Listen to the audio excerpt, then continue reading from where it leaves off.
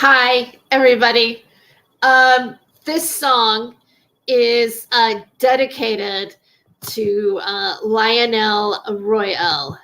So I'm going to start it right here.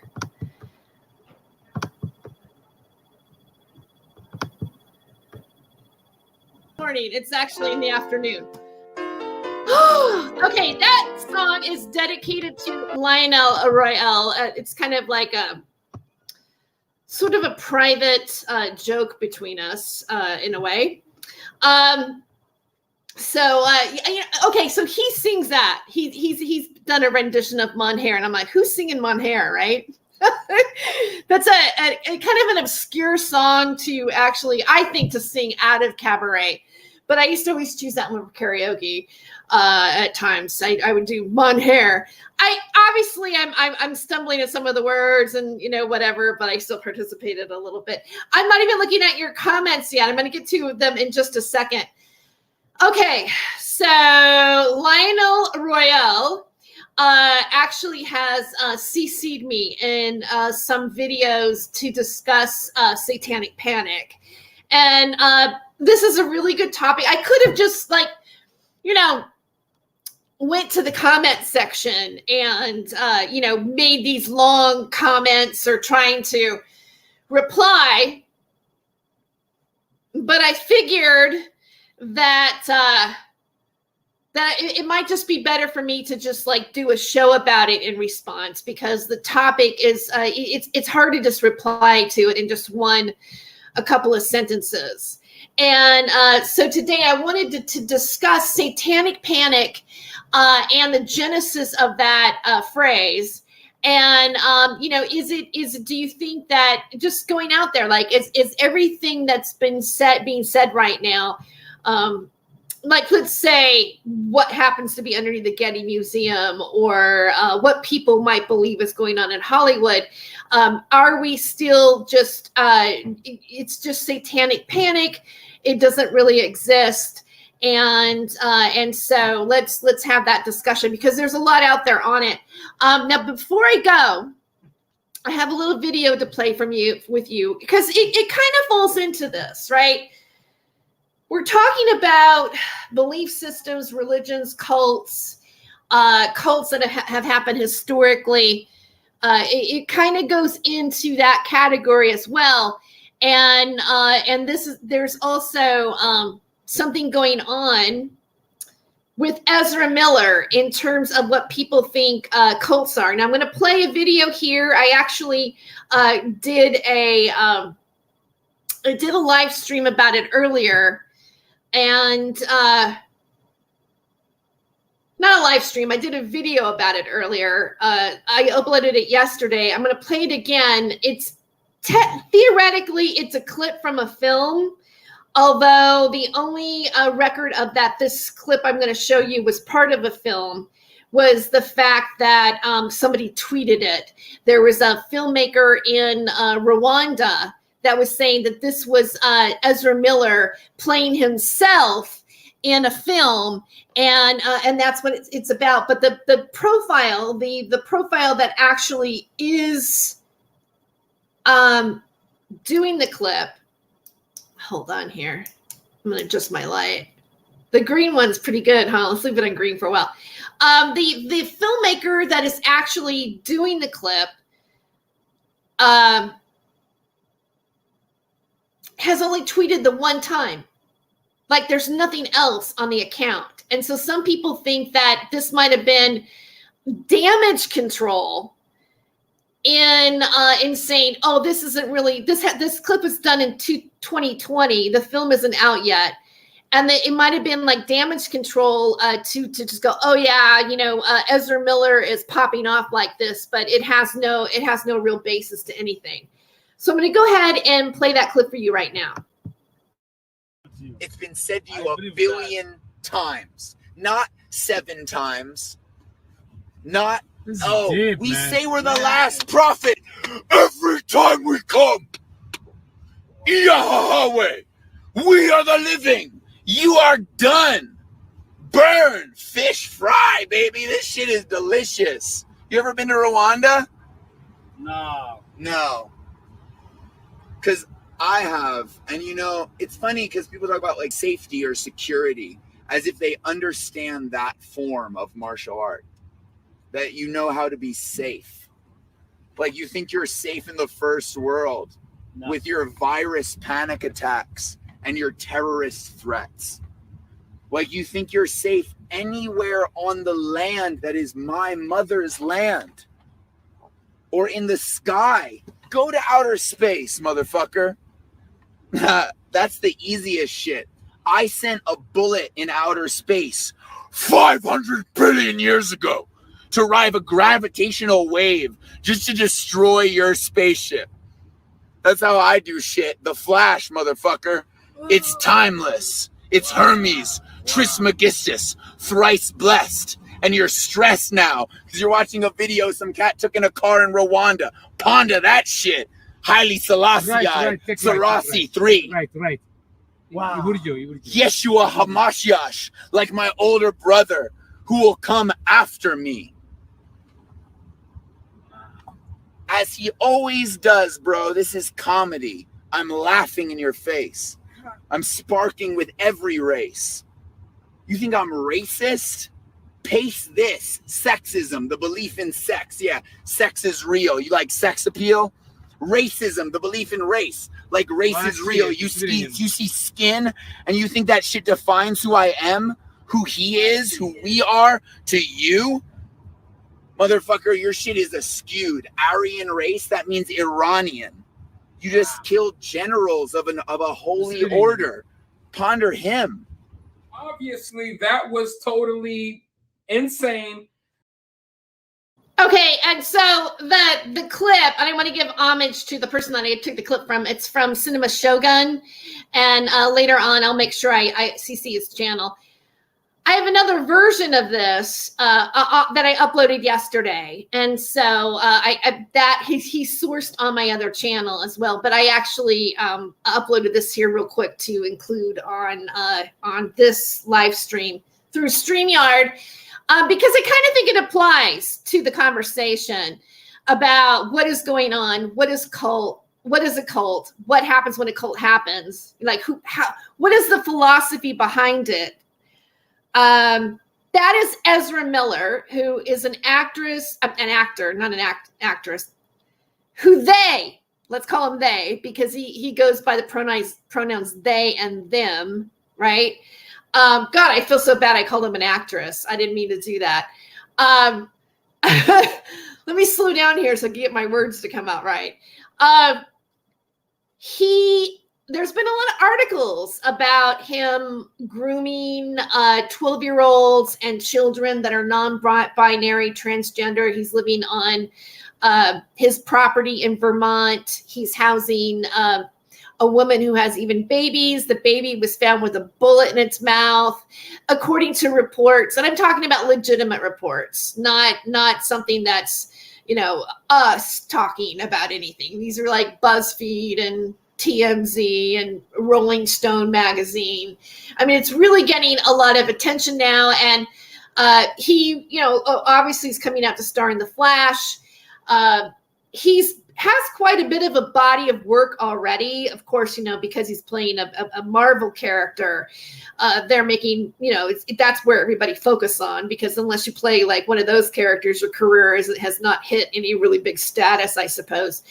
But he's an interesting actor, and this is going on. And I just kind of think that it sort of falls in line of the topic of satanic panic. Lionel Royale, let me give you a little bit of background about Lionel Royale and probably why he is wanting to talk with me with this topic. The last couple of days, Lionel has included me in some of his videos, and we have an interesting repartee happening between us. Even no matter how many people are actually looking at our channels, we're having this weird, I wouldn't say weird, but this kind of communication with each other by our videos, rather than having just like one conversation. And obviously he wants me to see this video and the discussion of satanic panic and the genesis of satanic panic and the argument. You see, I met Lionel through my discovery of what Rose was doing and finding out that she was an actress and Deborah director. And Rose has been following a missing little girl named Summer Wells. All right. And with Jimmy Jams TV and Dolly Vision. And I've done a few videos about her recently. I did a podcast, which is up on my Spotify and on my Apple podcast, about how this media on YouTube that's cropped up talks about true crime stories or missing people like, say, Gabby Petito and their involvement in discovering her. As well as it's weird, Jeff, you're the only person here again. For some reason, I've been getting like a bit of a drop in my participation on my chats when I'm doing live, which is kind of, I'm wondering, whoa, what have I done wrong? Or maybe it's just that I'm varying my day. I don't know, but I'll just continue talking. And so thank you so much for being here.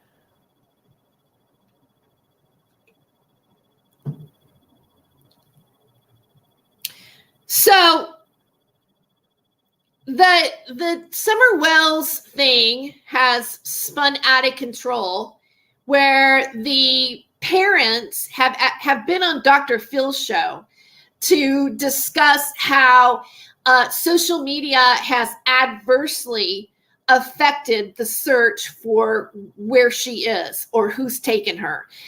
For those of you just joining, I'm talking about Summer Wells right now. And some of those channels, like Dolly Vision and another guy, Ernie Shale, they're cropping up around, and really they're, in my opinion, in watching their broadcasts, it's more about them selling T-shirts and allowing people to come on their show and go with this theory that some people might, I'm just going to say it, could sound like, Buanon or the 17th letter of the alphabet kind of what people would consider to be conspiracies, right?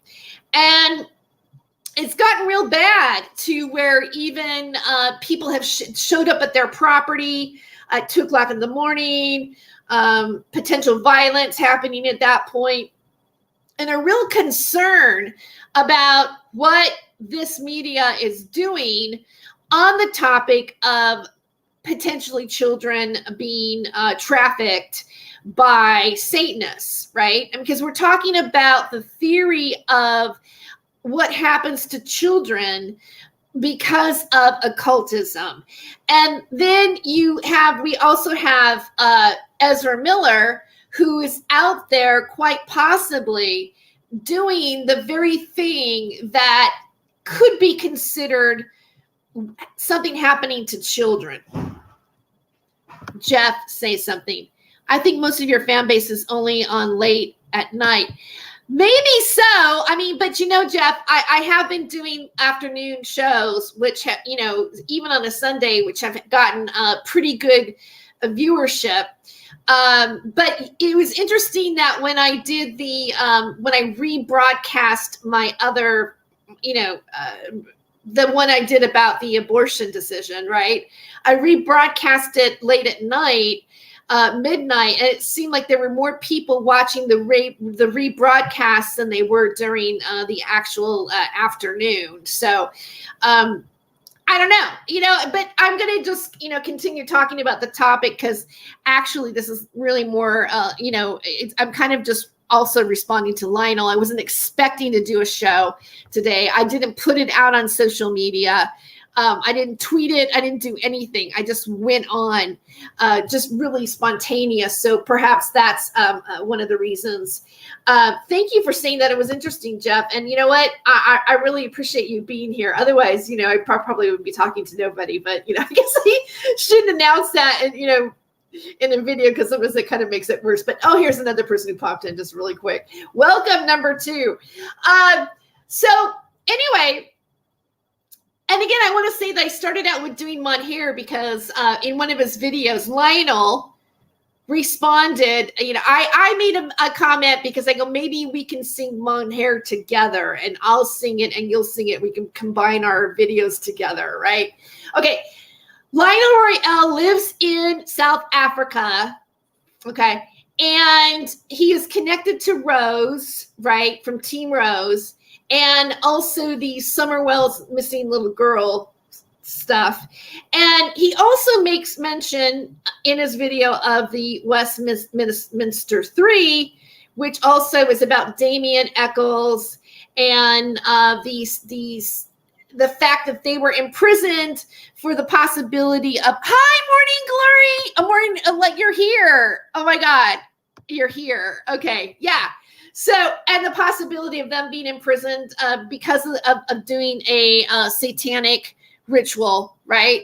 And I've been looking into that too, and looking into that case. And Morning Glory XL. I should actually maybe see if you wanted to come on. I could give you a link if you wanted to join me in the broadcast at all, or I can just talk to you like this. Either way, it's okay. Good evening. It's 2300 here. Oh, good evening. Good evening. Yes. Okay. So Lionel brought up the satanic panic, and you shared a lot about it. And honestly, I do know about Michelle Remembers and the psychiatrist who discovered her and then found her repressed memories and wrote the book about the satanic ritual abuse. And he was, also he was used in that court case as well with the McMartin preschool court case. I want to talk about McMartin for a little bit because I was actually living near Hermosa Beach at the time that the McMartin preschool trial happened. And initially, my reaction to it was like, oh my God, this is weird, right? For a long time, myself as a person, I had a period of time where I didn't think Satan even really existed. Like, I didn't think that there was I just thought, you would hear people, for example, I didn't read the Michelle Remembers book, but I did read a book about multiple personality disorder. And there was a therapist that found, oh, you're having red wine. Fantastic. That sounds great. That sounds delicious. Lunch and red wine with it. Ooh, I feel like having red wine and a good lunch. And interested, I don't know about Michelle Remembers. Well, I thought that's what you were talking about. Like you were talking about the author who wrote the book Michelle Remembers. Oh yeah. Okay. So I didn't read that book, but I read this other book about these women who had multiple personality disorder and come to find out they were victims of ritual satanic abuse, right? I found this book from another comedian friend of mine who I was staying with her in Fort Worth, Texas, and we were doing gigs together. And she had it on her bookshelf, and I just started reading it. And she also had a friend who had multiple personality disorders. And so when I first read it, it talked about how, they were wearing devil horns and stuff like that. I go, you got to be freaking kidding me. Like who like the whole thing about Anton LaVey in the beginning, when I first saw him, it's like, oh, what, come on, what's up with your Widow Peak hairdo and like the stupid look that you have? Like even Colonel Michael Aquino, like the black hair and the eyebrows, and they're all, so I'm like, oh, please take the costume off.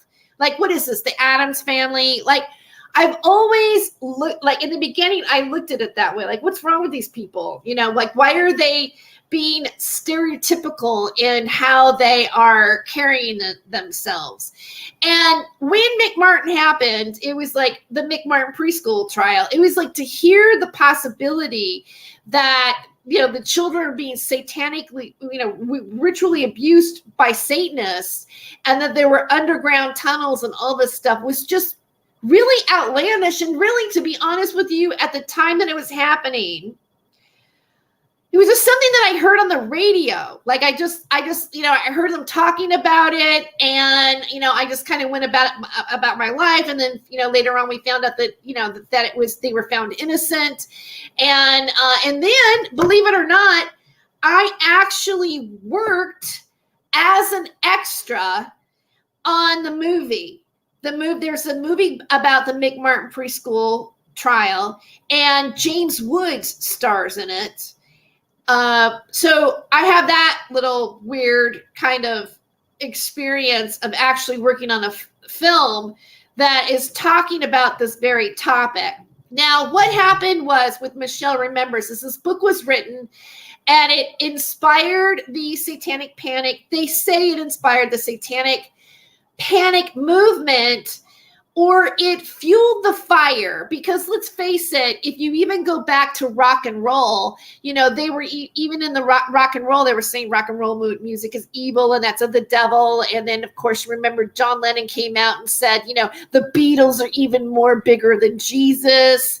And that was really controversial, and people were burning down the albums. And, there's always been this sort of like,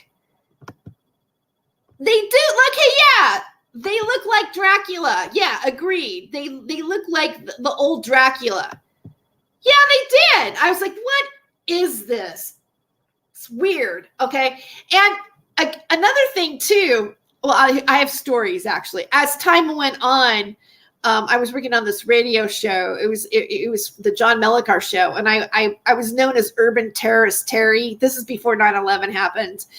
And we would go out in the public and do these things. And they wanted me to go to the pagan festival, right?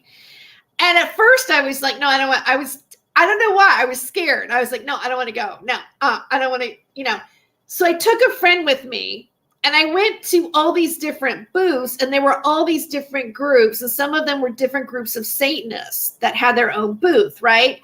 And a lot of them, when I went up and I asked them, I'm from the John Mellecar show on Comedy World. And, is there any way that I could speak with you, or maybe possibly interview you, or you might want to go on air when I go on air in the segment or whatever.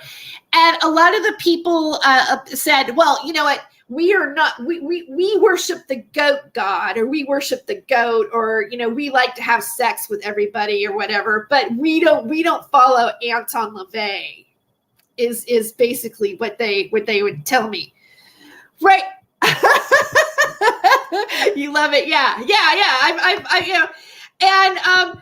And so that was one of the things that they said. Right. And then I found one guy, they found out that there was one priest there, Satanic, who had a Satanic church up in like near the San Francisco area, that had a Satanic singles dating line, right? And they go, see if you can find him and you can interview him. And I said, okay. I found him, and when I did find him, he had like a little priest collar on and a freaking mullet haircut. Oh, he was in Redding, California. That's right, he was in Redding, and a mullet haircut. And I go, hey, I introduced myself. Do you mind if I interview you? Blah blah blah blah blah. And he goes, yeah, hey man, what's going on? I'm like, no, this guy isn't. Like in my head, I'm like, this guy isn't. He can't be the priest, right?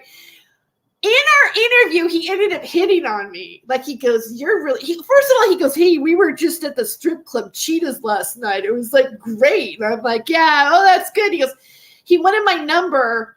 I was pretty cute back then, late 90s, right? And he wanted my number, and I did give it to him, and he goes, you know what, you want to go to dinner? And I was like, okay, but I never did. He never called. And I just didn't know how I was going to break it to my mom. Like, what's happening tonight, Tere? Well, I'm having a date with the head of the Satanic Church from Redding, California. Like, how would you explain it? Oh, thank you.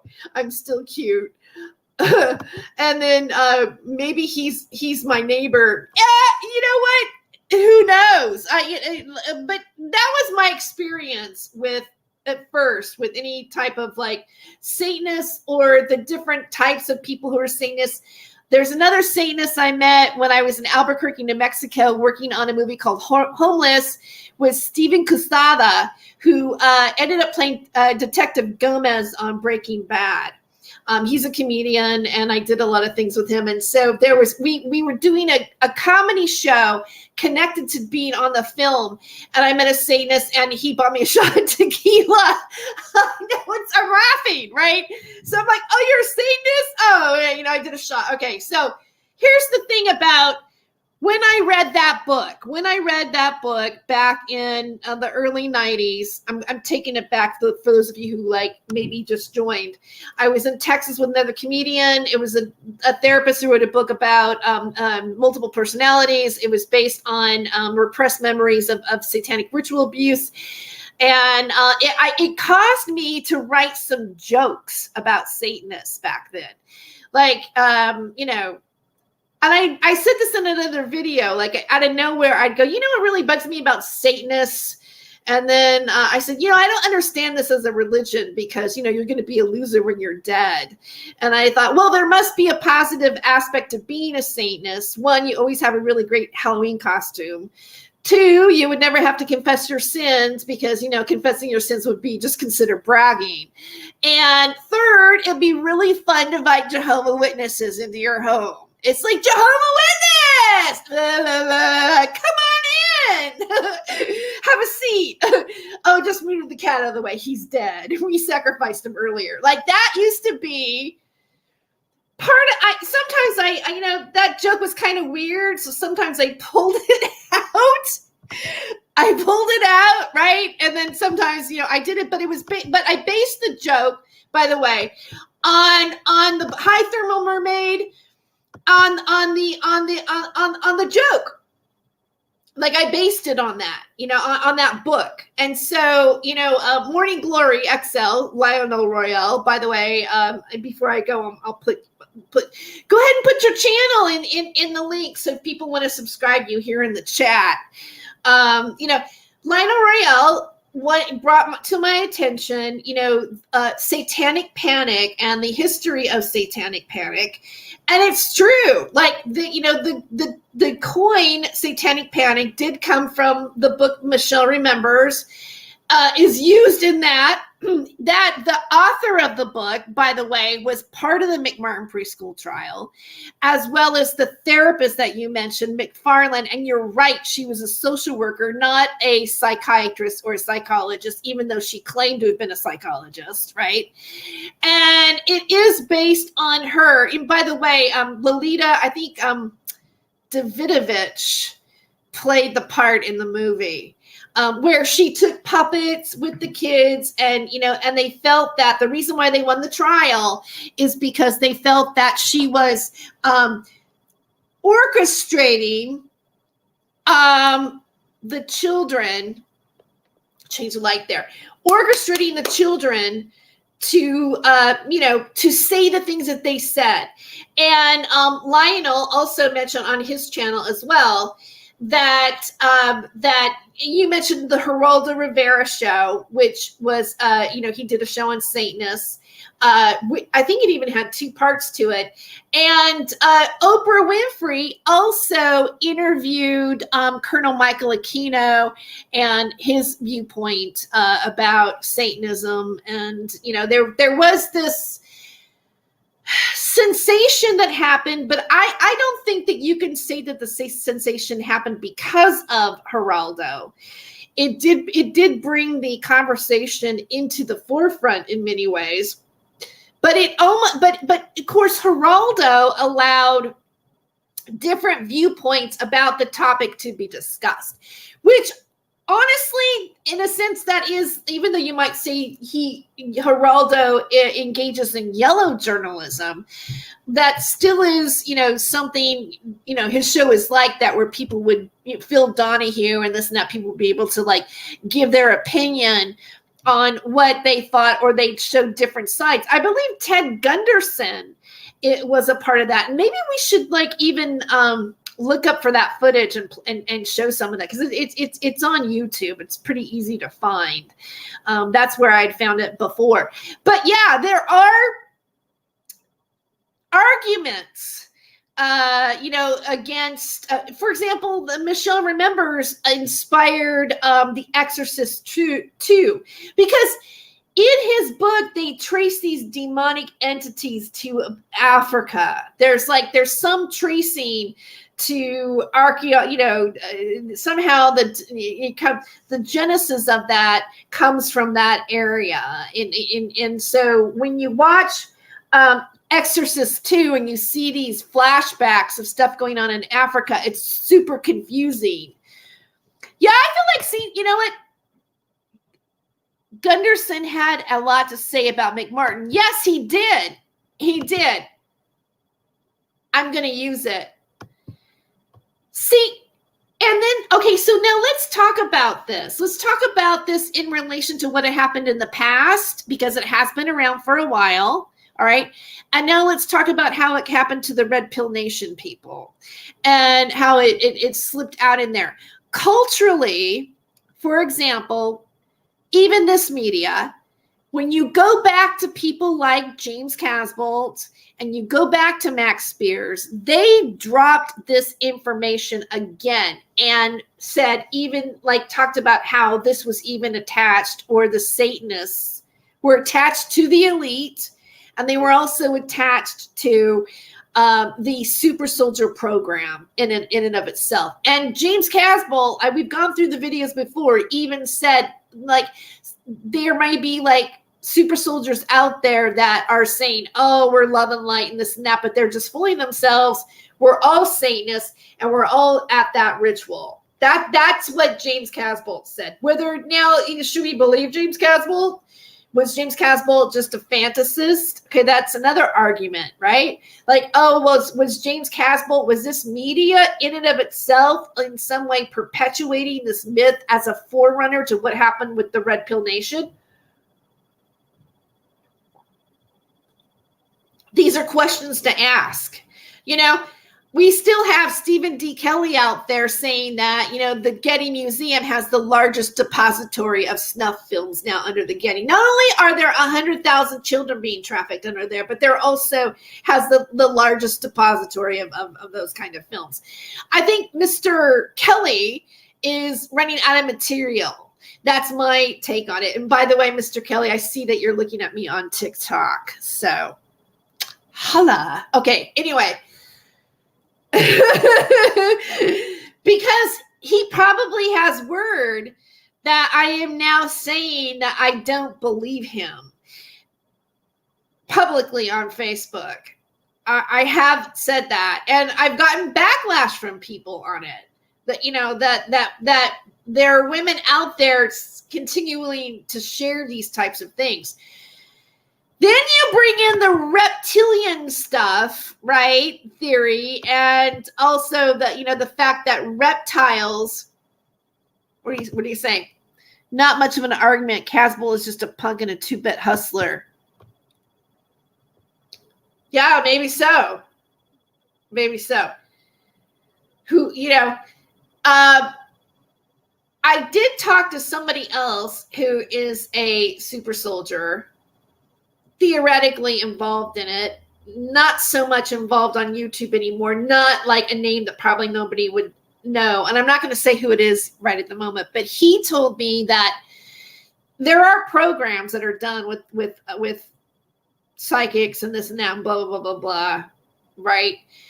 But most of them aren't talking in front of people about it, all right? And number two, the ones who did talk about it were disseminating real information with false information, and that they may have actually been instructed to do that on purpose. And also some of them may have gotten in trouble before. So they were put into the position that they were so they have something over their head. Now that's, I'm just giving you information that I heard from a source, which I'm going to make sure that source is okay that I mention who they are.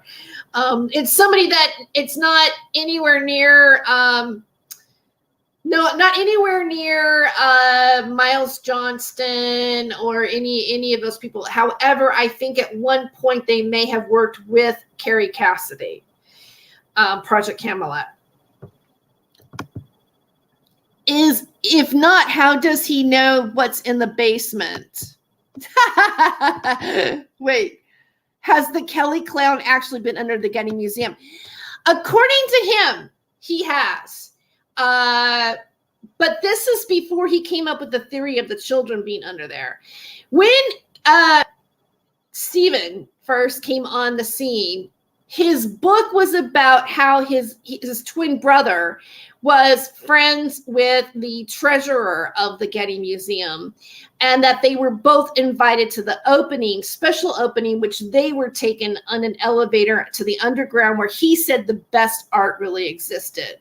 That he said that it was connected to the tunnels that were underground, and that is where the elite have their bunkers. His original book was called Cavers, Lasers and Magic, or Lasers, Cavers, and Lasers, Magic, and Cavers, or something like that. Those 3 words were in it. And then he retitled Cities Under the Plane, because his theory was about more about that when the shit hits the fan, the elite were going to go into those particular areas. Okay. So I'm trailing off on Stephen and this and that. I'm bringing in all these theories, but right around that time, then you had right around the Bundy, right when about the time that Lloyd Finnegan was murdered by the FBI with the Bundy Ranch occupation that was taking place up in Oregon. Right around that time was when Stephen started talking about children being underneath the Getty. Okay. And when the Buanon, the 17th letter of the alphabet thing happened, a little bit later, that is when he decided to jump on that bandwagon and create a Facebook page for Buanon. And he was like really one of the first ones to do it. And so that's when he hybrided himself with that movement. And I want you guys to know, pretty much this pretty much ended my relationship with him in many ways. Because, as you guys know, I even produced this show. I worked with him on Revolution Radio. I was romantically, or let's just say intimately involved with him. And, I kind of had sort of things in my eyes. Like I couldn't see clearly, really. But I told him, I said, oh, you remember that? See? Yeah. I told him, Thermal Mermaid says, I remember that. I told him that I didn't believe the 17th letter of the alphabet was real. And he says, it doesn't matter because we're controlling the narrative. Okay, so this media has jumped up onto that particular theory, right? Now, you also have things going on in England. You have, we did have this, media had some sort of association to Colonel Michael Aquino. Max Spears talked about him a lot. There was the Presidio daycare scandal that happened. Again, the satanic panic argument comes into play. Again, Colonel Michael Aquino was on Oprah's show, right? So some people will say, okay, the mainstream media is just doing that. They're just saying, okay, this is satanic panic. Nobody's ever had SRA abuse. All the people with multiple personalities never really happened. And so these type of rituals never really took place. Now, I personally have never seen a satanic ritual. I cannot say I know for sure, or that I even know a person. I know some people that claim to have had satanic ritual abuse, in terms from the association of this media, but nobody really in my family. I know that I've met people that were practicing Satanists, but at the time that I knew them, I didn't go, hey, did you ever, do you sacrifice goats, or, what's going on there? Like, at the time that I met those people, I had no foreknowledge, nor did I even believe that it was even real at that time. It wasn't until the stuff that started happening with this particular media and the breaking of the 17th letter of the alphabet that I and that I looked at. I'll tell you, for me, it was more like Jeffrey Epstein and the WikiLeaks with the John Podesta emails and the code words and the things that happened at the pizza parlor and all that kind of stuff during that time. That is when I started to go, what the hell is this? You know, when you watch videos of Joe Biden swearing in, you know, the young kids, and he's like, it's weird how he's so enamored with the children and touching their hair, whispering to them and all this kind of stuff. And that's when I went, wow, that doesn't look right. That doesn't look right. You know, like there was this kind of thing like, is this actually really happening in our politics? It wasn't until I looked into the Franklin cover-up, or you look at Phil Bonacci, or his testimony, his claims of what Hunter S. Thompson did. Like they said, he was filming films that Stephen claims are underneath the Getty now. Blair Witch Project was a great movie. It was a great movie. And, let's talk Blair Witch Project. They had the best advertising campaign by dropping the videos out like as if it was real, because people couldn't tell if it was real or not real. That was a brilliant movie campaign for a movie that didn't really cost that much money to make. You're talking about Stephen. Did he have all the copies of his book? Believe it or not, Stephen has sold copies of his book. As a matter of fact, I even bought an online copy, which he should have provided for me because I was interviewing him, but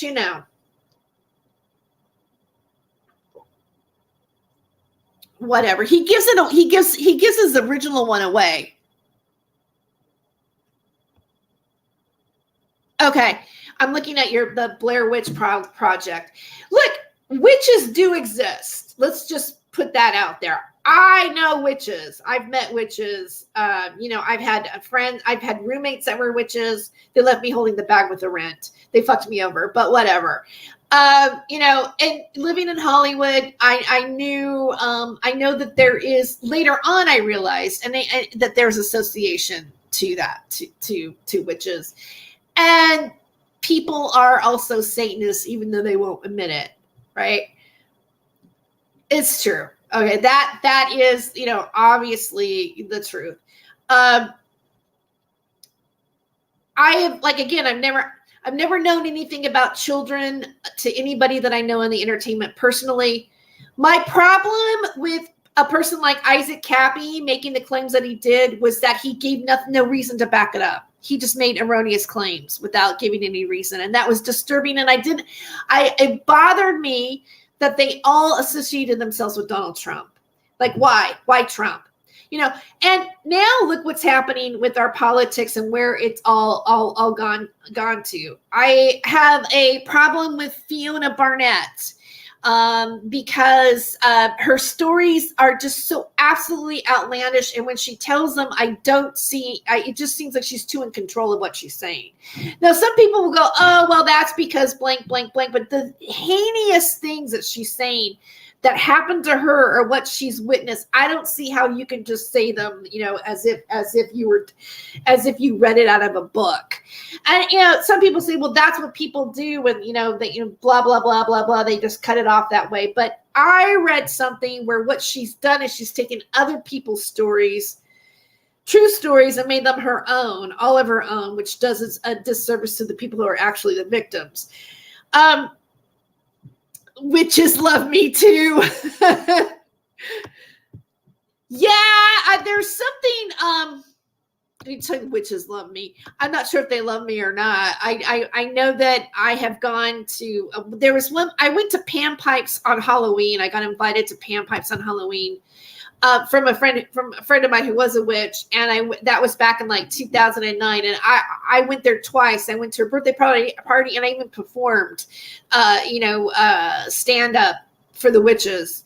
And I was very popular for some reason. It's like everybody seemed to want to like, it was weird to me for a minute. It's like I came in, I was like the toast of the party for some odd reason.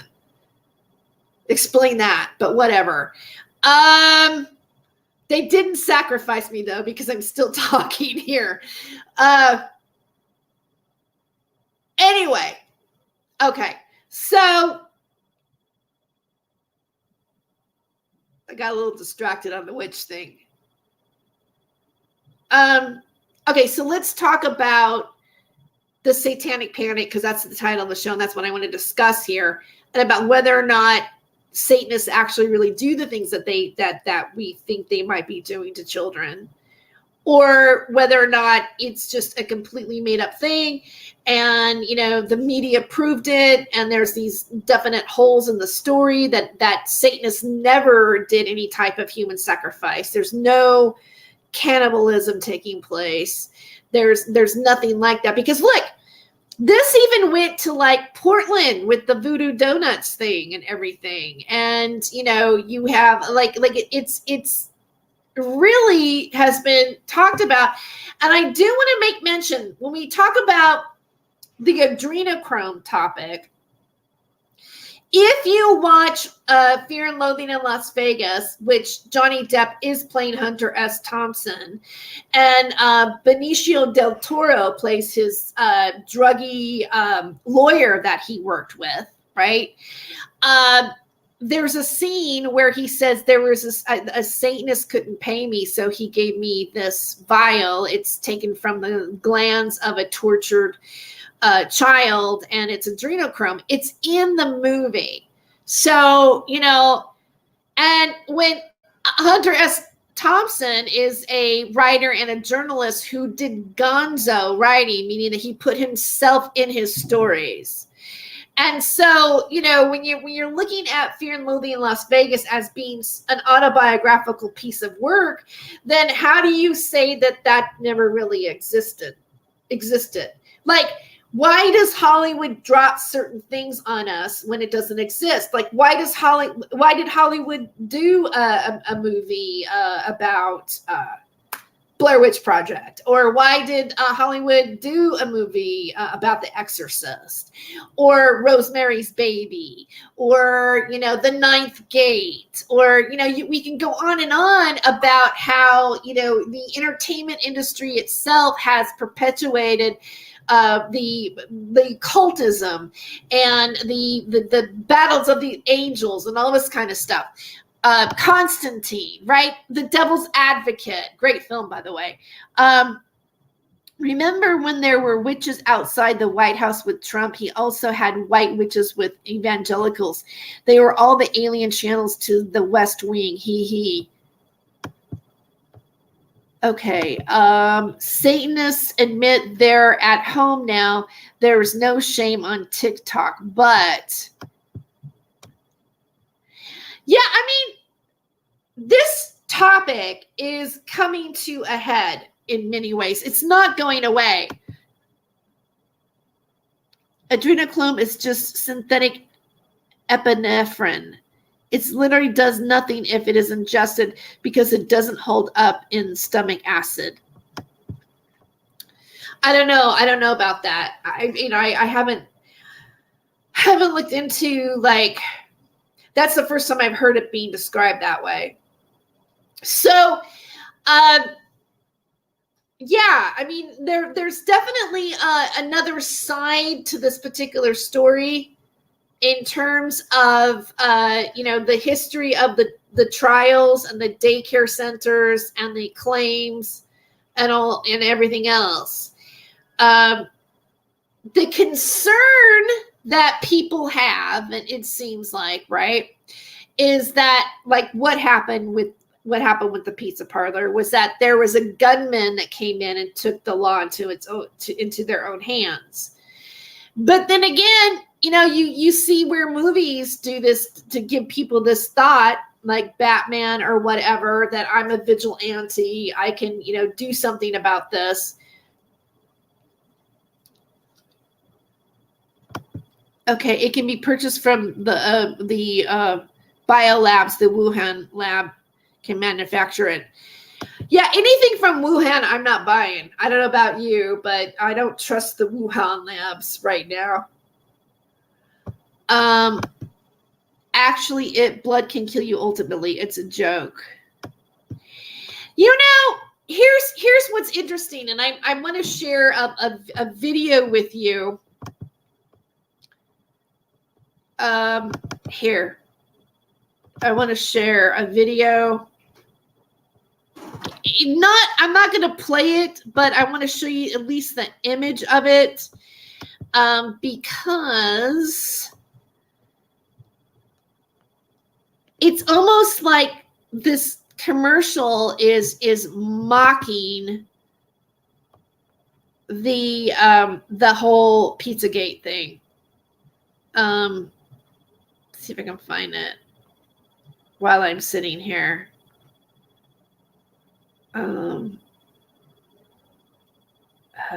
Where is it? Let me see. Watch it. Probably, maybe it's even been taken down.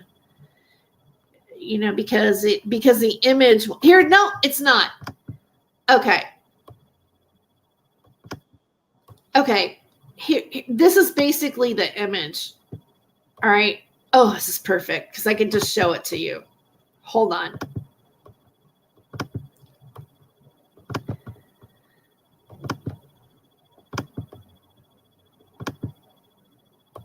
Okay, so let's talk about this for a second.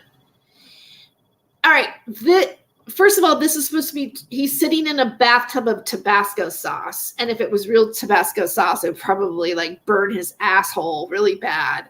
Okay, I can't imagine having Tabasco sauce anywhere near your genitals, but that's just me.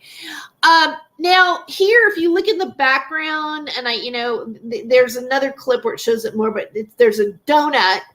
So that's almost like, okay, we've got a donut, and that's like an homage to the whole voodoo donut thing, right? And then you have this guy eating pizza in a tub of Tabasco sauce, which, like a lot of people say, when Satanists have their own baptism, they have a baptism in a bath of blood. Okay, let me take myself out of here for a second. I'm going to enlarge this to this. All right, so that gives you a bigger image. I reported. Oh my God, who's this? Naked HD XYZ, stop jerking, cheaper than Tinder. That's weird. Okay, I'm gonna you know what? Block you. Oops. Oh. Wait, I didn't mean to block Morning Glory. No.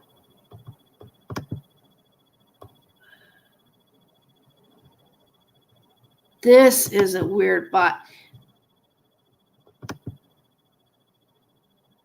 Are you like Morning Glory? Say something, because I didn't. Okay, no, you. Okay, no, yeah, you're still here. I blocked him. No, yeah, that happens, especially if I talk about this particular topic. Look, he's still up there. How do I get hide current comment? Whoa, I blocked it. Okay, but you saw the person. Whatever you say, Burger Boy. Okay, so you think that is possibly Paranormal Hood? Actually, to me, that looked like the Hoaxstead people, which, who's to say that they're not connected, because Lee has associations. Hold on, let me get my glasses for a second. Let me.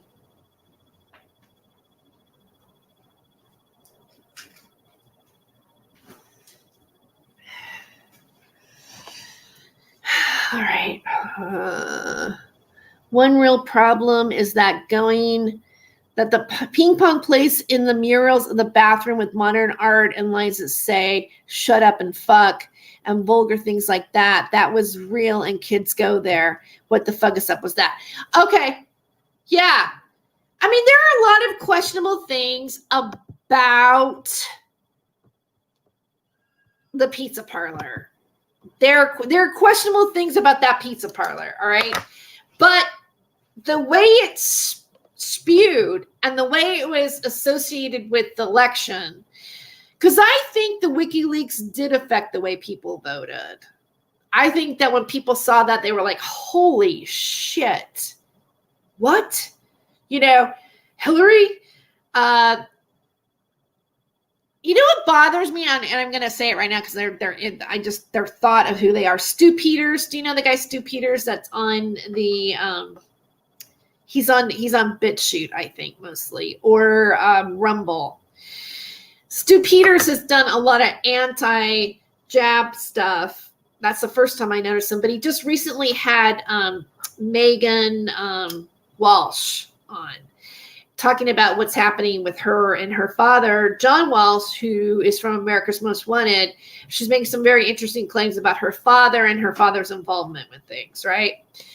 And I thought it was a good interview until he said, and frazzle drip, and blank, blank, blank, blank, blank, and went through this litany of stuff that came out during that time. And I'm thinking, oh, why did you have to say frazzle drip?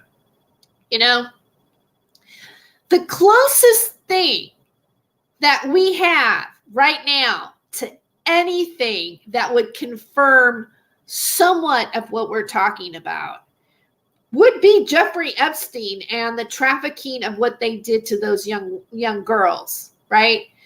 And then you go to the Epstein Island and you look at what it looks like, and it looked like there's some ritual things, the way it was designed might be going on. You have Kevin Spacey out there hanging out with Ghislaine Maxwell. You know, you got the involvement of Prince Andrew in it. You know, you've got Victoria's Secret's Les Wexner and that connection going on. And you got the model agencies happening. And Jean Brunel, who also was involved with models and what has happened to models when they were brought into working for these guys, their association, and the beauty pageants. I think if there's anything happening, it's happening in there. And look, they didn't televise the trial. We couldn't see one thing. We don't know one thing that was said in that trial on a public level. Oh, but we got to watch Johnny Depp and Amber Heard go on forever. Ever, right? In ways that, okay, you know, do we need to see every single detail of their life? Oh, but it's Johnny Depp and it's Pirates of the Caribbean and it's Disney. And it's, you know, Aquaman and all these, you know, movies. But I would have liked to see what happened with the Ghislaine Maxwell trial and why, did that Jeffrey Epstein didn't kill himself. There, I think, lies any of this that might have any shred of truth to what's going on and how, look, child trafficking is real. Human trafficking is real. It does really exist, but it doesn't apply to every single case that comes along of a missing child.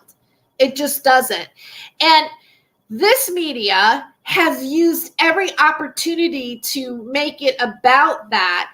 And really, if you make it about that, not only do you get your channel shut down and blah, blah, blah, blah, blah, and yada, yada, yada. That's why I have Satanic written with an @ sign, because I feel like even putting it in the title, especially like, is even going to do something. Thermal Mermaid is saying, but keep in mind, the 17 person did not ever say these things. It was the whack jobs that exploited stuff that people were widely consuming, and Drew Nutters who said all this whack shit. And then Morning Glory says, XL says, true that, Thermal. They even blamed 4chan. Amber Turd, yeah, that's, I can't help myself. And, Amber, okay, by the way, I don't know if you know this. You guys know this. But I'm going to say it. Eve Barlow, her friend, who's a journalist, is now having us, asking people to sign petitions on change.org to shut down like Emily Baker and the other law channel for profiting off of covering, the trial, and that they were pro Johnny and, maybe hurt Amber's reputation even more. It's like, just it's like, come on. Like, we know she like set him up. I honestly, I think they're both guilty to a certain degree. Like, either both of them were at the very least verbally abusive to one another. You know, I mean, however, I don't buy Amber turds. I can't say it. I can't even say Amber Heard anymore. It just comes out turd. I do not buy Amber Turd's testimony, and it's a bad acting job. That's my my. I'm like, oh, this woman isn't being real. I'm desperate for views and followers. LOA. It's like gold. This topic.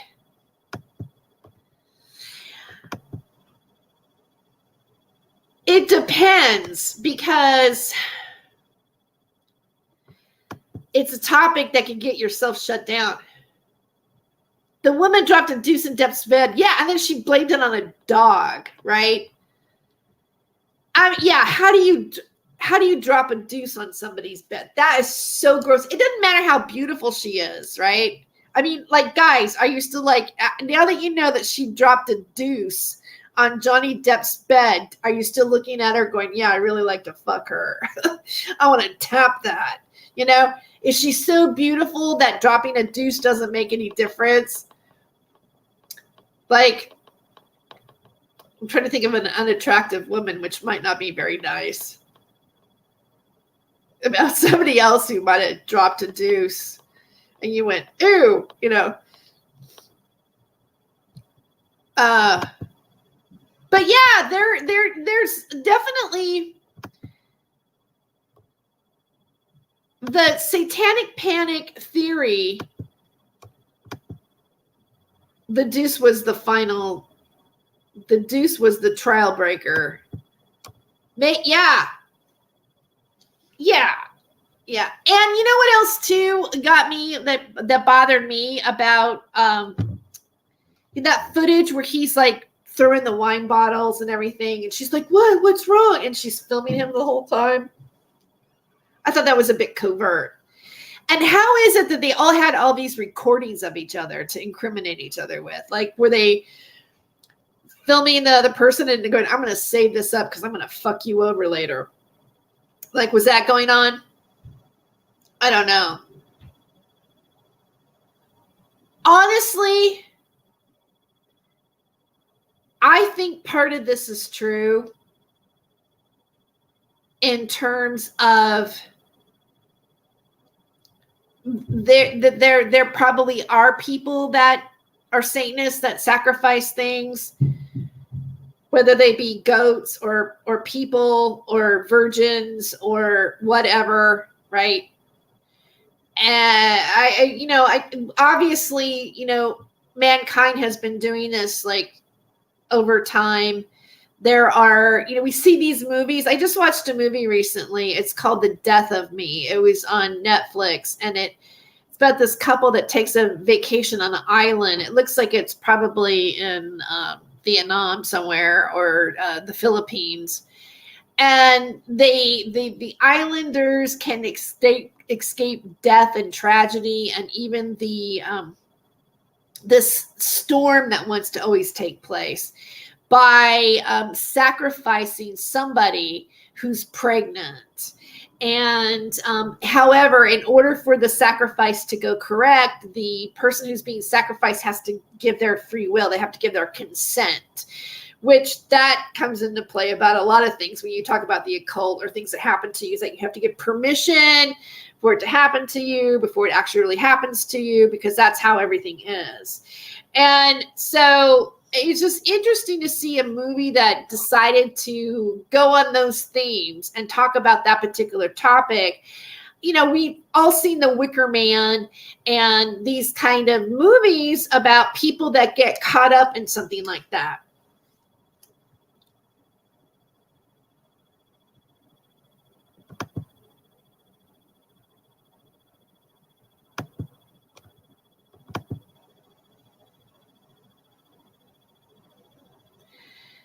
5-hand he flies to England to perform for the Queen the day he won. Who are you talking about? Performing for the Queen the day he won. I mean, I saw the Queen's Jubilee, right? That was interesting. So anyway, I wanted to bring this topic up to your attention about the and also say, Lionel, I recognize what you were saying and what your research is. Maybe just for you guys to know. Do you mind if I mirror your channel a little bit?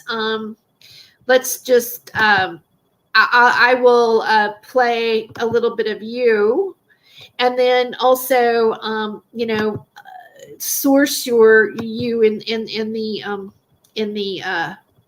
the chat. How funny. I can see myself on my own live stream. That's weird.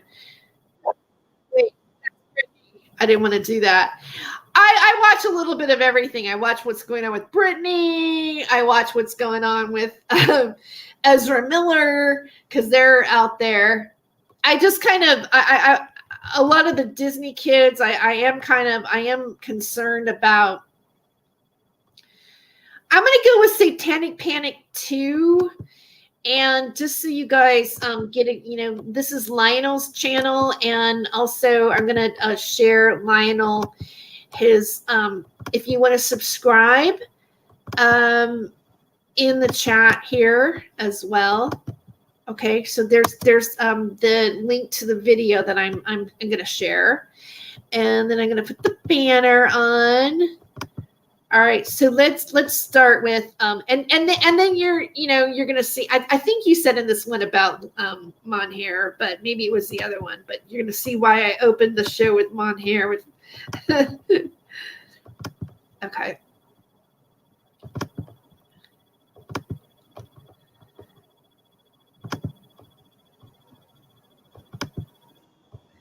Great, you came back for part 2 of the Satanic Panic, this rabbit hole that I found in my comment section. And I'm glad I was caught off guard. I never read something first. I only press record when I'm going to read something. Now, I've put my, okay, cancel, save. Now I can start from the beginning. But I will definitely, definitively start with some comments that I never got to last time. From Tere, Joyce on Not My Rabbit Hole, commenting on a video I made with the butterfly singing, "Love is like a butterfly." So Tere says, and I'm honored by this, it would be fun if you sang Mein Herr from Cabaret, maybe we should. And then I can go record a song with me singing it. Haha, that would be fun. That would be so much fun. Actually, I wish to do it with you anytime. And then Book of Revelations again. This is like 3 months ago, 2 months ago. Enough money, and we can hire them all to put on such a production. Great entertainment to pass time. And that's, I was talking about something about the blueprint of the serpent. So let's get back to the Satanic Panic. We were talking about Reagan and the years as a result of anxiety about the protecting the nuclear family. Then there was the Halloween candy killer, Ronald Clark O'Brien, received a highly publicized execution in 1984. Remember, so in every state you can make a law if you can kill your criminals, your serial killers. And some states, they actually do kill their prisoners. The evangelical movement wasn't alone in its growing occult obsession and fear-mongering. The media, too, played the outsider. And this is the important thing about this. We're learning about the media and its affect. Or is it effect? In 1988, Geraldo Rivera's lurid documentary, Devil Worship, exposing Satan's underground became... I love how he calls him Geraldo. Geraldo. It's cute. Highest rated televised documentary to air up to that point. In 1991, 2020 episode famously and for many viewers terrifyingly, not Terry, terrifyingly, aired an official Roman Catholic. I want to say something about that show, the Satanic show. When it aired, my mother, get this, she says, well, on such day, don't call us between 8 and 10 because we're going to be watching Geraldo. He's doing a show about Satanists. And I remember going like, what? Like, yeah. Exorcism. Evangelical documentaries like Hell's Bells attempted to tie rock music to the occult. And while Christian fantasy... Again, one thing about rock music being connected to the occult, that also goes with the guy Robert Johnson, who basically went to the crossroads and allegedly couldn't play the blues. But then when he made a deal with Satan, he played the blues really good. And then he ended up being killed because he slept with another man's wife. But there is a legend. There's also the belief that Lucifer, being the God's favorite at the time, he had the gift of music, and so that's where they bring in the tie-in in between the occult and Lucifer. Led Zeppelin, there's a really great video to watch about this, about the curse that happened to Led Zeppelin, because if you don't because your curses sometimes the divination had to do with sigils, and certain sigils were part of a certain demon, and if you didn't do it right, then it would come back to your own individual curse. And so that's kind of like the Led Zeppelin theory, but I'm digressing here. Fantasy like that of the best-selling book author Frank Peretti to the occult, while Christian fantasy like that of best-selling Frank Peretti transformed real-world social issues into matters of angelic and demonic warfare. With so much parallel emphasis on fearing strangers in your neighborhood and Satan in your home, a collision of the two was practically inevitable. How the imagined threat of satanic ritual abuse became established. In 1980, a since discredited memoir called Michelle Remembers became the scandalous bestseller based on its purported detailing of childhood spent undergoing a wealth of shocking occult sexual abuse. Its co-authors were controversial psychologists Lawrence Pazder and his wife Michelle Smith, a former patient whom Pazder claimed to have regressed into childhood through hypnosis. Pazder reportedly helped Smith uncover memories of past abuse at the hands of the members of the Church of Satan, which Pazder insisted was older than LaVey's group by several centuries. Almost from the moment of Michelle Remembers publication, it claims the allegations were repeatedly and thoroughly debunked. However, thanks to widespread and credulous media attention, Pazder and Smith were able to double down on their story, and Pazder became seen as an expert in the arena of what would come to be called satanic ritual abuse, SRA. Despite the wild implausibility and unverifiable foundation of its stories of grisly abuse and sex orgies, Michelle Remembers was presented as a textbook. during the 80s and the early 90s for legal professionals and other authorities.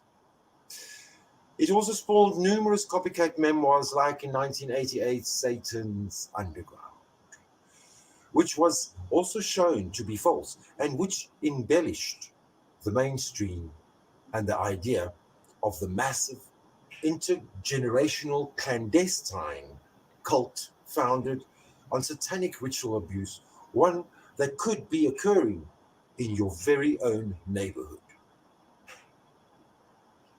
At that time, the devil worshippers could be anywhere. Writer Peter Berbergal told IO9, in summing up the zeitgeist, they could be your next door neighbor. They could be your child's caregiver. The false narrative of Michelle Remembers would directly impact the nation for over a decade. Its dark occult fantasies helped to spark the rash of wildly dramatic, highly unfounded accusations of satanic ritual abuse that were attached to the string of daycare centers throughout the 1980s. The belief that daycare owners across the country were visiting dark occult acts of child abuse upon their young charges was the most prominent part of the broader daycare sex abuse mass panic, which was itself part of the 1980s much broader wave of fear. This fear would ravage communities, lead to two of the most notorious criminal trials in the US history, and ruin multiple lives before it finally subsided. And some of its victims are still serving sentences today. The repercussions, this is read from Vox.com. The repercussions of the criminal prosecution of satanic ritual abuse are still being felt today. The earliest of the wave of satanic ritual abuse cases began in Kern County, California. I didn't know that. I'm going to stop there. It was pretty shocking to realize that Kern County, okay, Kern County is pretty close to where I grew up at. So that was like, what? Okay, so here we go. Michelle Remembers learned of the clandestine local occult sex ring from two children who'd been coerced into fabricating the claims by a relative. Between 1984 and 1986, the investigation into the these labyrinth claims, would send at least 26 people to jail in interrelated convictions. Despite the complete lack of corroborative physical evidence for any of the claims, nearly all of those convictions have since been overturned, including that of one man who served 20 years for a 40-year sentence, and those of two parents who were sentenced to 240 years in prison after their own sons were coached to accuse them of abuse.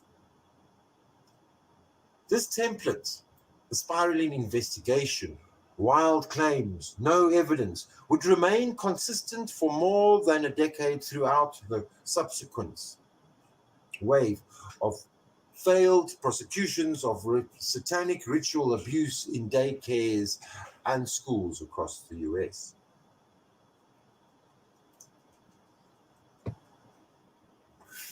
I love it. You're drinking your cup of coffee. Or is it tea?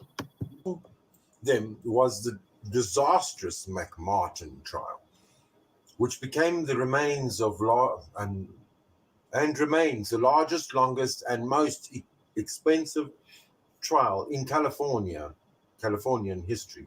I didn't know that. In 1983, one parent accused one of the staff members at the McMartin preschool in Manhattan Beach, California, of abuse. Oh, it's Manhattan, not her. During the investigation, police allowed an unlicensed psychotherapist named Key McFarlane to conduct examinations of 400 children who attended the daycare. McFarlane famously used automatically correct dolls and coerced interview processes, resulting in a staggering of 320 counts of child abuse being leveled against 7 daycare staff members by 41 children. The eyebrow-raising claims included allegations that daycare owners had built secret underground tunnels that led to the ritual ceremonies, had ritually sacrificed a baby. Secret underground tunnels sound familiar to anybody at all? Hello, Mr. Kelly. Hello, Mr. Kelly. Flushed children down toilets and could turn into witches and fly. Side note, that does happen here. Also, I've been told. Witches fly on brooms. And again, witches fly on brooms. He's going to go into this. This is interesting. Again, about the underground tunnels, I'm not saying they don't exist. I think that there are underground tunnels, and there's a whole folklore about underground tunnels, and even the reptoids down there, that's historically underneath the pattern of Los Angeles, downtown Los Angeles. And there are definitely, there are tunnels. There are tunnels underneath Seattle. There are tunnels underneath Portland, Oregon. People got shanghaied. They call it shanghaied. They'd get them drunk underground, and then they would put them on boats where they were trafficked. That's part of our history. That's very true. And babies are found chopped up. Don't know why. They are little black children found in toilets. After 6 years of investigation and litigation in a 5-year trial, the case ultimately essentially evaporated due to a lack of evidence. One by one, all charges against daycare staffers were dropped. The McMartin's preschool building was razed in 1990. But again, I think I might even watch the McMartin preschool trial again, the movie, because I've seen it. But they do show triangle type of things that I've seen hanging up in like Sean David Morton's house, to be honest with you. That's supposed to give you energy and stuff like that. And they did have certain items like that in their house that they try to use in the trial as proof that they were actually really Satanists. But we know that people that believe in, use triangles and this and that geometry to clear your chakra or whatever. That just because you're doing that doesn't mean that you're a Satanist. See? Okay. So just throwing that out there. By the mid-80s, a wave of seminars, tutorials, and educational videos for authorities and evangelicals on the subject of recognizing the fighting satanic cults was sweeping the U.S. law enforcement and in El Paso, Texas. I'm going to throw this out there too about the Baphomet and being burned at the witch stake and stuff like that. Let's just think about the Knights Templars on Friday the 13th. They were said to have been worshiping the Baphomet, and that's why they were killed on that day. So this has been going on. Like Baphomet is just like one step away from Lucifer and Satan, right? Okay, so were promptly dispatched to ritual crime seminars. Journalist Debbie Nathan recounted in 2003. These were classes aimed at law enforcement authorities and taught mostly by other cops, therapists, preachers, and by born-again Christians claiming to be former high priests who escapees from unspeakable sadistic ritual torture cults. In 1992, the Justice Department thoroughly debunked the myth of the satanic ritual abuse cult. But though accusations of satanically motivated child abuse rituals had pretty much died out by the mid-90s, law enforcement continued to treat Satan as a potential criminal indicator. As we see in 1994, the police training video, the law enforcement guide to satanic cults. And I'll put the link below. I haven't watched it yet. And you know what? I'm going to look for that link because I think we should watch it. There's two different communities that use this park. One is the pagan and occultic community, and the other community is, of course, the homosexual community. Okay, because that captivates me right now. Another community is the homosexual community. Like I've never heard of that before. But let's carry on. Today, this video seems laughable, but the humor fades when we consider just how many real people were persecuted due to these brazen stereotypes about devil worship. Indeed, the most damaging misconception about the fallout of satanic panic is that it ended in the 1990s. In fact, although most satanic ritual abuse cases eventually resulted in overturned convictions, at least 3 people are still serving prison sentences for crimes that most likely never happened. In 1994, Cuban immigrant Frank Foster was accused, along with his undocumented wife, of molesting 8 children. Foster was sentenced to 6 consecutive life terms, or a minimum of 165 years in prison. As of 2021, he has been imprisoned for over 35 years and will not be eligible for parole until 2134. 2134, the year. He reportedly has no legal representation. As appalling as Foster's sentence is, he's not alone. North Carolina inmate Patrick Figure is, age 72, still serving time for a 1992 conviction due to coerced allegations of ritualistic abuse. And Joseph Allen, age 63. That's about your age, ladies. That's funny. Okay, let's see if I can find the link to the other thing that he was.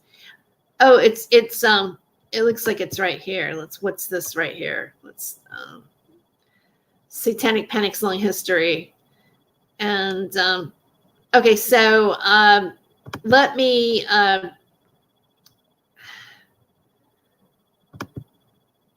let me like share this too. I'm going to change over to the, I ran out of data, man and woman, if you look at the body.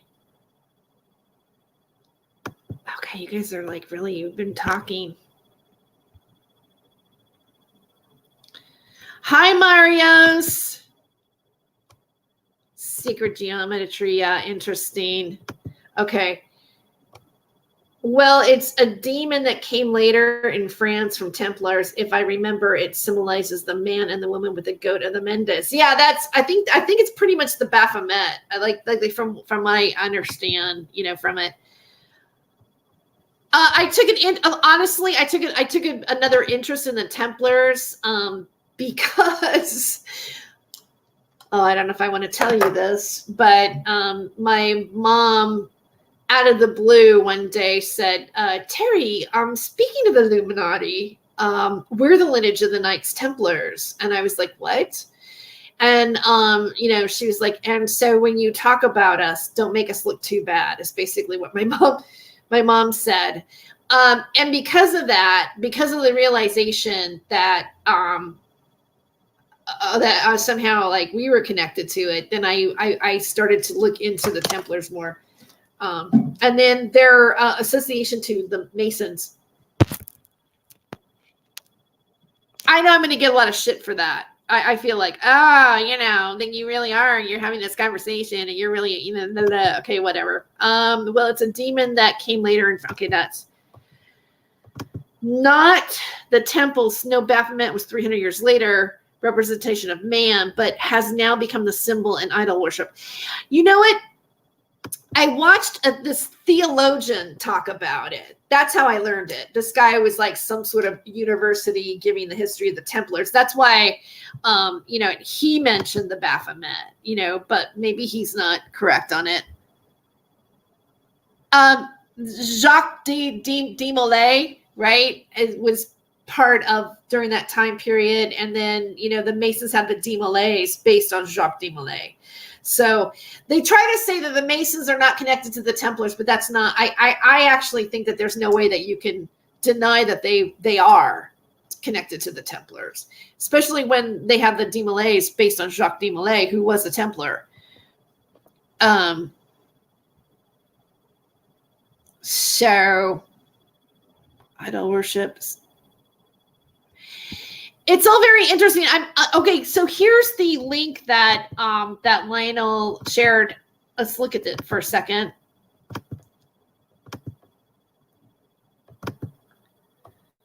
Why Satanic Panic never really ended, and okay, and the Satanic Bible by Anton LaVey. And of course, there's a connection between Anton LaVey and, the Exorcist clip, Anton LaVey and L. Ron Hubbard, and, the rocket scientist, Jack Parsons. So I'm just looking for the rest. Maybe this is the video we're looking for. What's this one here? Let's look at this for a second.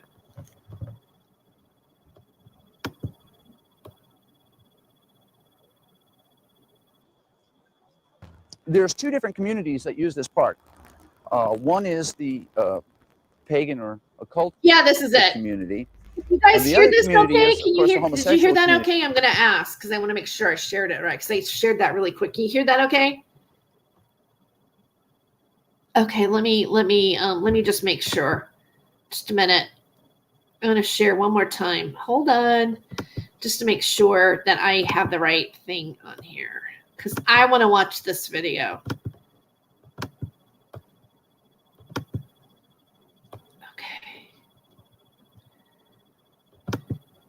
Here we go. Let's do it again.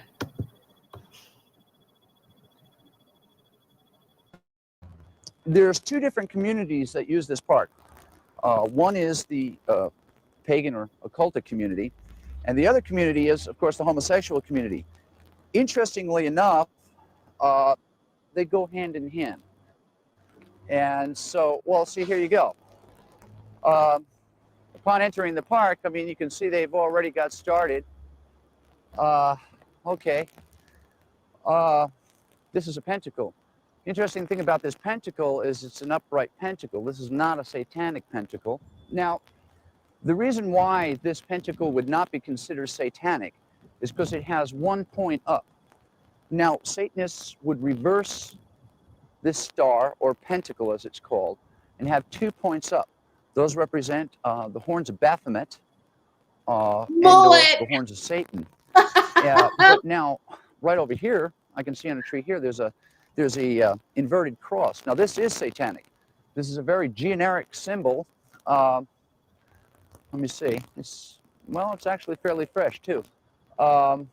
This here, of course, is a bastardization of Christianity, and it's a very common symbol. Obviously, they probably had a party or a ritual here within the past night or two. Okay, just wondering where that sound was. Usually what they'll do is they'll mark. It's almost like a path. They'll mark a path to kind of show you where the action's at.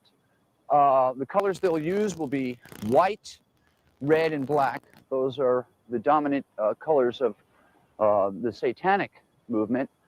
And basically, well, okay, over here, see? Here you go.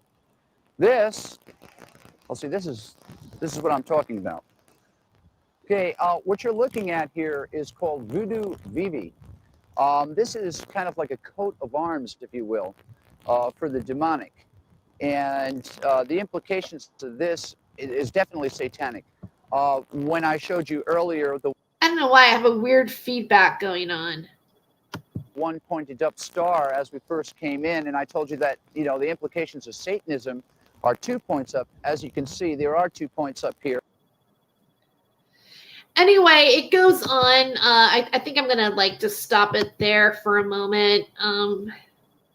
Where is it? Where is it in San Fran?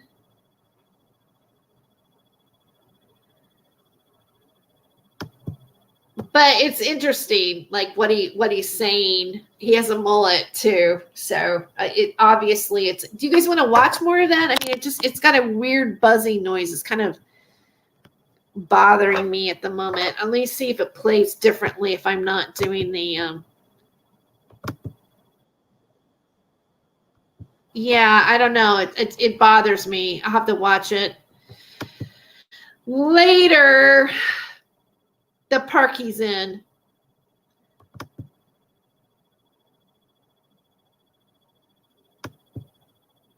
Okay, so hey, it's really great to have you guys show up on the unexpected Sunday broadcast. Yeah, you know, I mean, you know, probably a lot of us, you know, that bump around this topic have family that, you know, did or what or something in our class or our generations above or whatever in the past. Yeah, there's 3 YouTube videos. I should put the article. Oh, I closed the window. I was going to add the article in the chat. I'll make sure I put it in the final. The bloodlines that came here are as prisoners 250 years ago from France and England were mostly from that bloodline. I'm just gonna I'll make sure I include the article too, like Lionel did. Okay, so anyway, I appreciate the topic and the discussion. Hopefully this was interesting to you. I'm gonna let you guys know. Let me see. I'm going to do a little self-advertising here. If you want to send me a donation to support my work here on my channel or my college fund, you can do that at Hollywood Hemptress, HEMPTRESS @gmail.com. If you also go to notmyrabbithole.com and click onto one of the articles, especially the one that I wrote about Stephen Cambion, is interesting. I have a donate button there if you would like to support what I'm doing. I did have a bit of a college glitch with my financial aid, and so I am reaching out for support. I'm going to go more into that later because I got to itemize exactly how much I might need. I can still appeal the decision, but I could have a little rough patch until I go back to school in August and start my new job, because I got hired to tutor biology anthropology with the ETC leadership program at school. So I do have a part-time job coming to me, and I'm close to graduating, getting my AA degree with a transfer to go to Fresno State. But I will go into that again. I am also on Venmo. I'm on Cash App, and after this, and I have a birthday coming up. So if you want to wish me happy birthday with a little bit, I would really appreciate it. I am in actually a need of some extra help at this moment. So I don't even know how to share a video.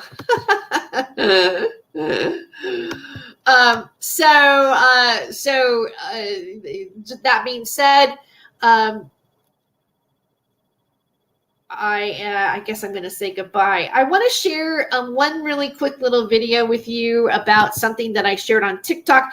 Beginning of the show, my little kitty decided to make an appearance, and on the show when I first started this broadcast at the very beginning. I do have a little furry friend named Orlando. And I want to share a quick little something with you. Here, let me see if I could. Darn it. Let me get this to start over. Shoot. Wait. It's going to go twice, so I might as well share it now. It's weird how it kind of fragmented weird.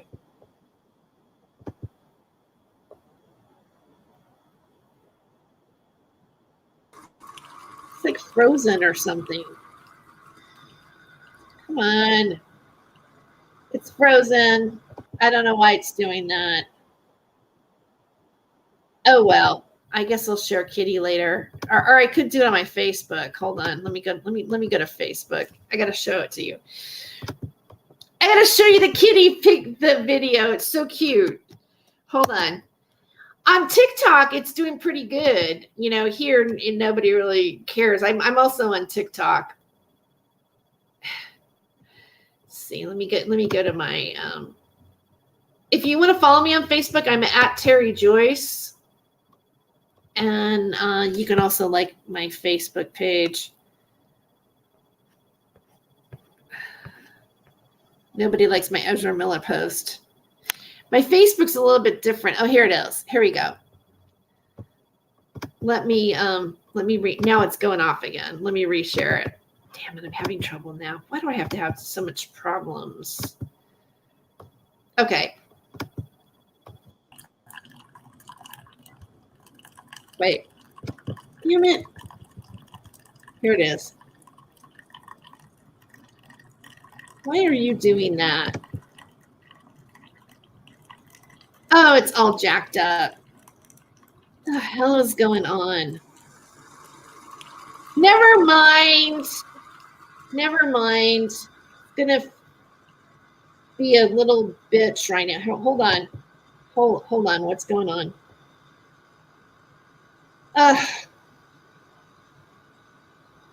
Whatever. Okay. All right.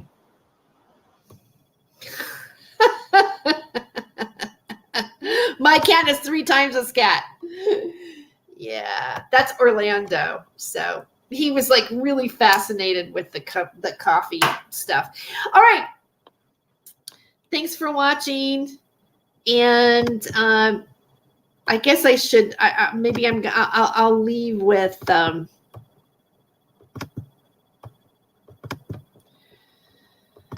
Mon hair again. Just for Lionel. There we go.